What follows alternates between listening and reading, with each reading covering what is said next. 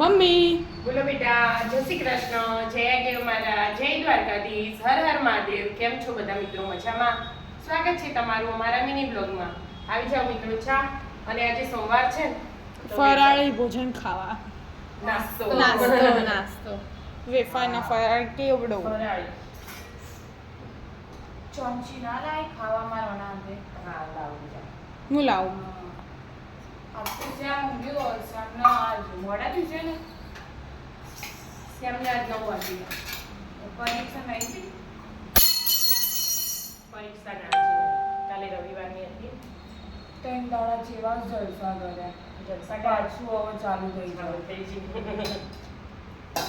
રોજ રોજ જલસા ના હોય તા. વેકેશન લાગતું હતું પેલા વેકેશન પડી જ હતું ને એવી રીતે ત્રણ દાડા આ બધા ગયા.